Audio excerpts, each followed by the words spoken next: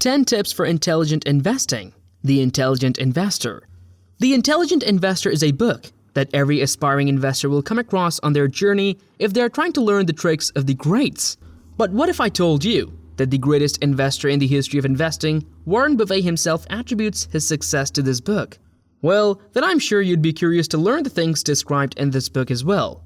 And if you're someone who doesn't have the time or energy to read through the entire book, don't worry, because today I'll be going over 10 of the biggest investing tips anyone can take from this revolutionary book. And you better hang around till the end, because the last two can make the difference between you staying an immature or you becoming the next great Indian investor.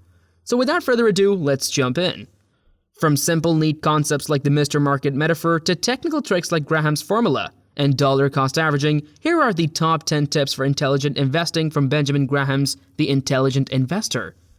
Chapter 1. Understand Mr. Market. One of the biggest challenges that an investor has to overcome before they can truly break through in the market is to differentiate the random fluctuations of the stock market versus the actual important changes in value. Because on a day-to-day basis, the change in value due to simple chance and market randomness, and the changes in value due to the actual underlying trends looks basically the same. The only difference is that if you invest in a chance opportunity, you might only make a profit for a couple of days before losing all of your money, while by investing in an actual trend, you can actually make a profit. And to make it easier for common investors to understand the differences between the two, Benjamin Graham came up with the imaginary character of Mr. Market. According to him, Mr. Market is a salesman who brings the stocks of different companies to the stockbroker, or in our case the investor, to sell them at various rates. But unlike a regular salesman, he adds or deducts some value from the price every day depending on his mood. And it is our job to understand which value reductions are due to Mr. Market's random mood and what the actual value of the stock he's trying to sell to you. In other words, Mr. Market, or the stock market in general, is always going to be irrational. The intelligent investor has to try to win the market by being rational and seeing through the lies of Mr. Market instead of banking on the market's randomness. Chapter 2. Following the intelligent investor's margin of safety. By far, one of the most influential tricks that Benjamin Graham taught the current generations of extremely successful investors was that of keeping a proper, concrete margin of safety in mind when investing.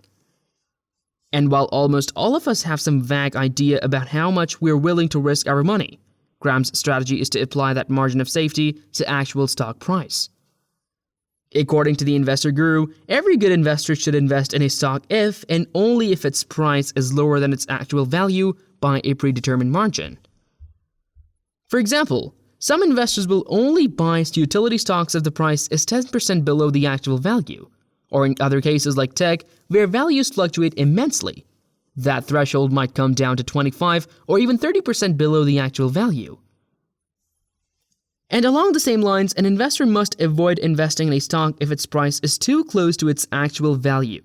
Because if the stock doesn't turn out to be a good investment, you'll be losing a lot more money than if you had invested at a lower price. This gap between the price and value that you must not invest before is what Graham calls the margin of safety. And using it can cause a massive decrease in risk and a sizable increase in profit, all by following a simple rule. Now before we move on to the next step, if you've liked the video so far and are interested in watching more videos like this, please consider liking the video and subscribing to us so we can continue to provide quality financial content to viewers like you. With that, let's move on to the next tip, which is to understand Chapter 3. Learn the difference between speculation and investing.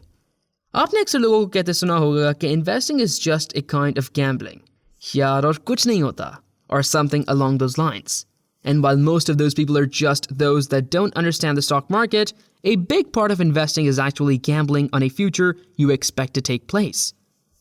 And according to Benjamin Graham, knowing which investments are guaranteed to pay off and which ones are gambles can help you make better profits in either cases. In fact, he actually opens his book with the same topic, saying, an investment operation is one which, upon thorough analysis, promises safety of principal and an adequate return. Operations not meeting these requirements are speculative. And using this rule, you can decide which investment to pour money from savings into, and which opportunities you only use excess capital to invest in. Chapter 4. Invest actively or defensively, not both. Another massive challenge that prevents investors from fully realizing their potential is the fact that they try to do too many things that go against each other. Some people want to make a steady income while investing in big stocks, while others try to multiply their wealth by trading on a daily basis. And while to the untrained eye, those sound like reasonable solutions, according to Graham, that's a recipe for disaster.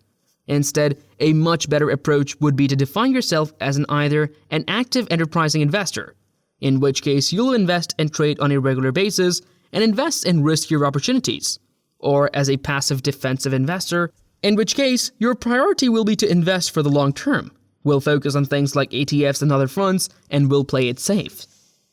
Doing this will not only allow you to sort out your priorities, but also help you learn tricks more suited to your style and ultimate goals. Chapter 5. Apply contrarian thinking whenever you can. We all know that one friend who always has to disagree with everything. And while that kind of thinking is generally considered annoying, in the case of investing, it can actually pay off well. For instance, if everyone is suddenly selling the stock of a major company for no concrete reason, that is actually the best time to invest in said stock. Similarly, if everyone is mindlessly investing in an overinflated stock, it might be time you sell that stock.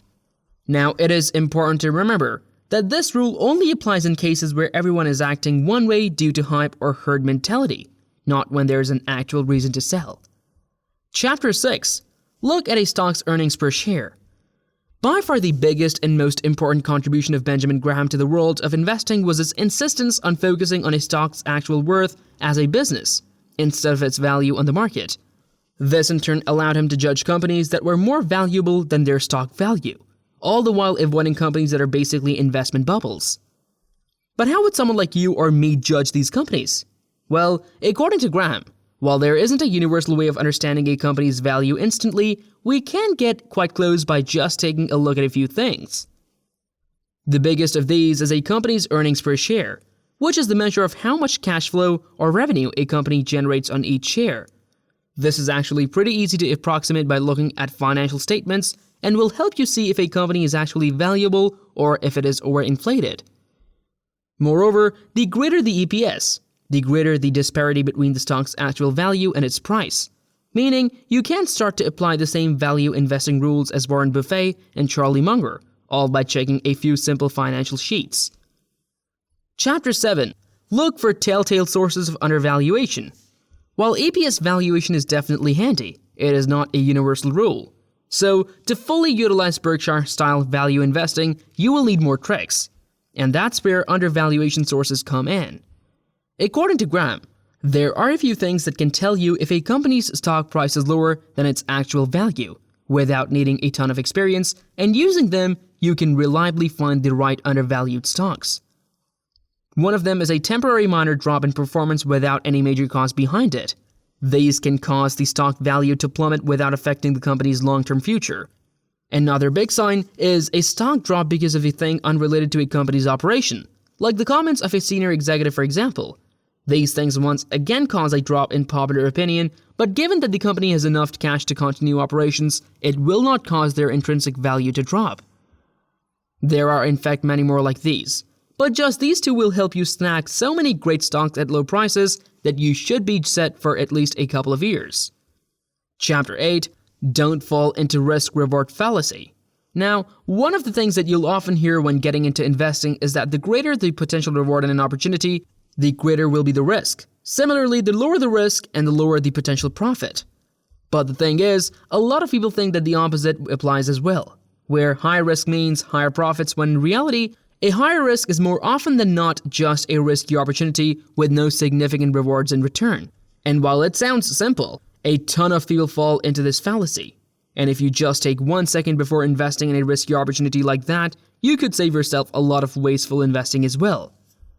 Chapter 9. Follow the intelligent investor's dollar cost averaging strategy.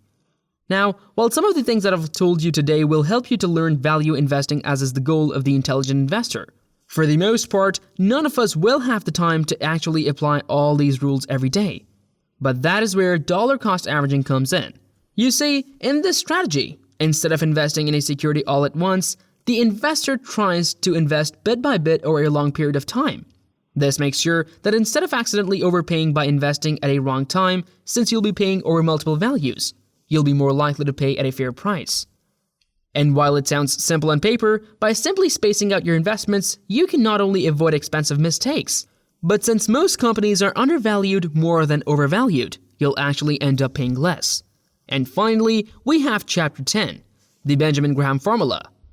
Well, for most of us, formulas are something that's limited to our studies. Even in the world of investing, there are a few mathematical equations that can follow you to master the system for your benefit. And none of them is as effective as the Benjamin Graham formula for a company's intrinsic value. You see, while this formula might not be as accurate as well, actually looking into the assets of a company, by using it, we can reliably and quickly estimate the real values of stocks without any extensive time-consuming research. And all you need to solve it are the EPS value of the company averaged over the last 12 months, as well as the company's long-term expected growth rate, both easily available on the internet. And by plugging these into this equation on your screen, intrinsic value equals EPS times 8.5 plus 2 times growth rate. You can easily approximate the company's real worth. And sure, research is going to be better, and by combining the two, you'll be saving yourself a lot of time and money. Chapter 11, Bottom Line. And that concludes our list of the top 10 key tips taken from The Intelligent Investor. And while reading the whole book will definitely have its benefits, the things we told you guys during this video should be enough to give you the investment knowledge you need to start up or spice up your investment career with. And with that, we must turn to you guys. Which one do you think was the most important concept covered in this video? The importance of investing for value or the difference between speculation and investing? Do let us know in the comments below. Also, if you like learning about Benjamin Graham's book, you'll also find the other pillars of investment knowledge, The Psychology of Money by Morgan Housel, to be quite helpful. Check out our summary of the book right here. And well, on that note, we must end today's video. I hope you enjoyed watching it, and if you did, be sure to leave a like and subscribe for more. With that, take care and I'll see you guys next time.